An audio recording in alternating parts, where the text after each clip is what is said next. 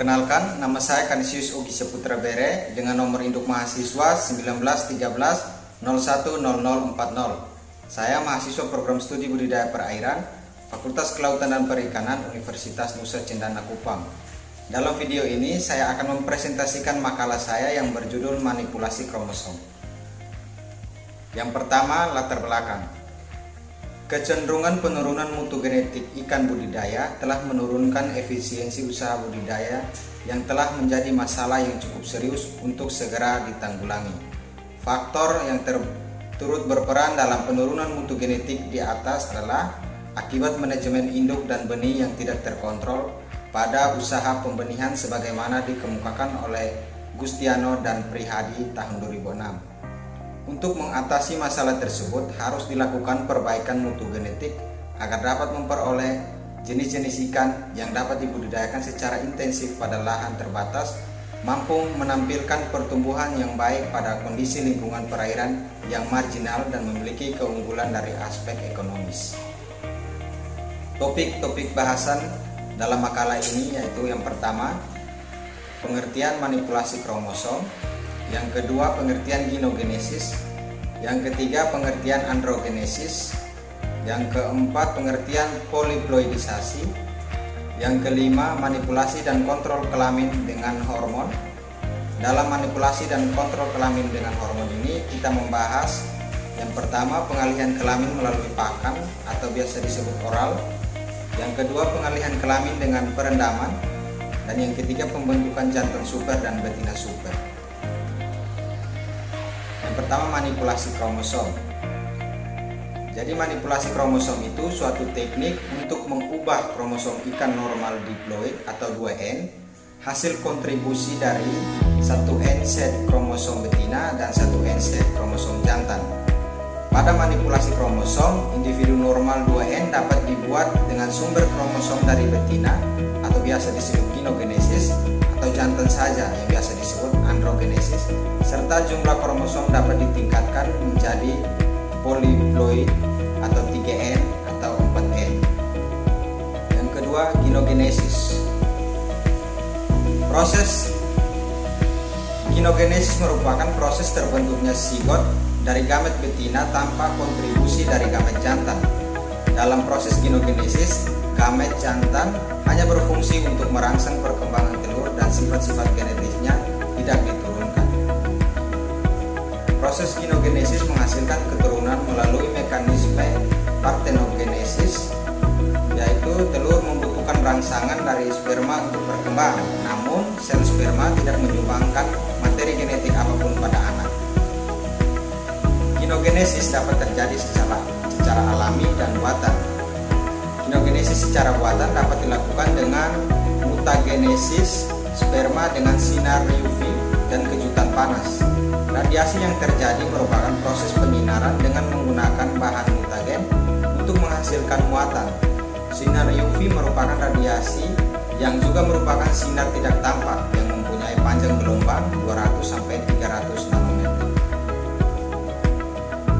Berikut androgenesis. Androgenesis merupakan salah satu teknik reproduksi yang menghasilkan individu-individu yang seluruh kromosomnya berasal dari induk jantan. Jadi androgenesis ini merupakan kebalikan dari ginogenesis. Androgenesis yang digunakan untuk produksi jantan super atau YY melalui dua langkah, yaitu eliminasi atau inaktivasi genom atau oosit dan diploidisasi oleh penekanan pembelahan mitosis pertama. Pemberian kejut atau panas atau dingin atau tekanan untuk mempertahankan diploidisasi embrio pada tahap awal perkembangannya dilakukan dengan cara menghambat pembelahan mitosis pertama. Diploidisasi akan mencegah pembelahan sel pertama dan menghasilkan duplikasi kromosom dari genom haploid paternal yang membelah menjadi dua. Yang berikut, poliploidisasi. Poliploidisasi merupakan salah satu metode manipulasi kromosom untuk perbaikan dan peningkatan kualitas genetik ikan guna menghasilkan benih-benih ikan yang mempunyai keunggulan antara lain pertumbuhan cepat, toleransi terhadap lingkungan, dan resisten terhadap penyakit. Induksi poliploid dalam budidaya ikan sangat menarik perhatian masyarakat petani ikan maupun para peneliti di bidang perikanan. Secara teori, poliploid atau 3N dan 4N akan tumbuh lebih cepat dibandingkan dengan ikan normal diploid atau 2N. Ikan triploid atau 3N dapat diproduksi dengan cara memberikan kejutan panas atau dingin terhadap telur yang dibuahi oleh sperma ikan jantan normal pada stadia meiotik. Dengan demikian, ikan triploid memiliki 2N kromosom dari betina dan 1N kromosom dari jantan. Yang berikut manipulasi dan kontrol kelamin dengan hormon.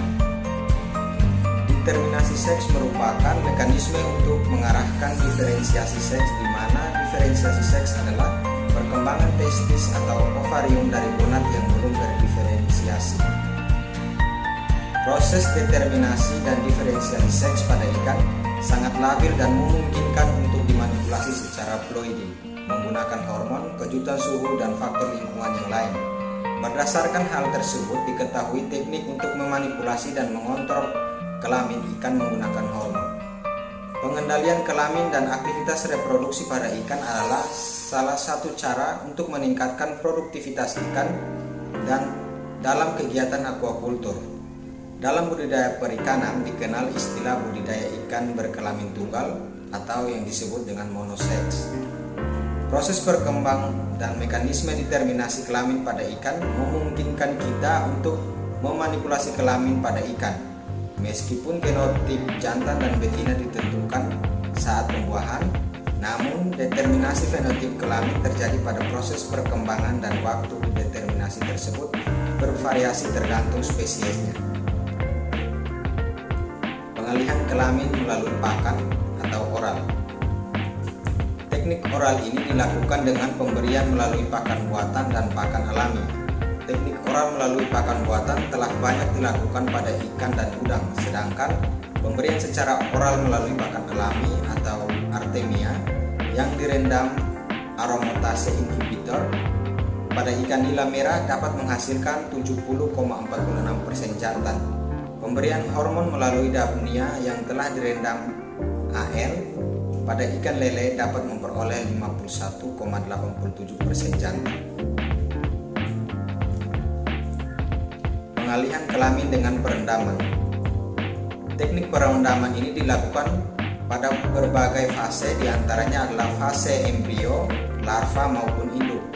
Pada fase embrio yang dilakukan pada ikan lele menggunakan AI menghasilkan dosis 30% mg per liter, efektif untuk meningkatkan presentase jantan sebanyak 67,46%. Pada fase larva,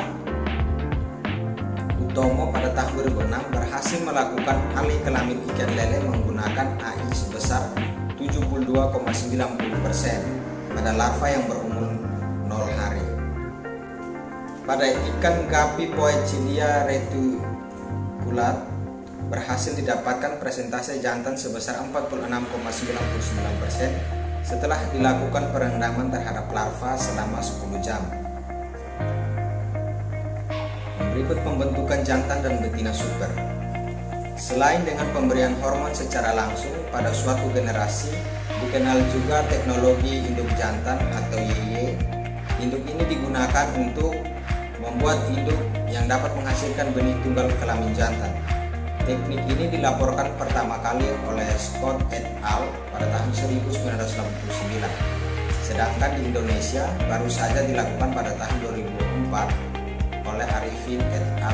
Pada tahun 2004. Tahap pembentukan jantan YY terdiri atas 3 tahapan, yaitu feminisasi atau pembalikan kelamin dari jantan genotip menjadi betina fenotip atau XY dengan hormon steroid.